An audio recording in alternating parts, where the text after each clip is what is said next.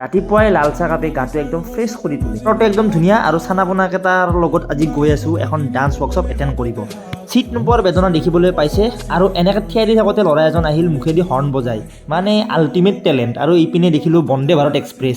বাকী Haman V struggle কিয়া হে তাৰে এটা জ্বলন্ত উদাহৰণ। এইফালে ষ্টাইলতে পূৰা লম্পেনে ফালি লৈছে আৰু আহি পাই লগ পালোঁ কুলু ভাই, কাৰণ সি আমাৰ লগত একেলগে এটেণ্ড কৰিব। গোটেইকেইটাই চাহৰ জুতি ল'লোঁ। ইফালে কুলুৰ ফেনবিলাকক লগ পালে আৰু গৈ পালোঁ লোকেশ্যনত যোৱাৰ পিছত আমাক হাতত এনেকৈ বেণ্ড মাৰি দিলে আৰু এইবিলাক ছোটা পেকেট বাৰা ধামাকা দেখিবলৈ পাইছে।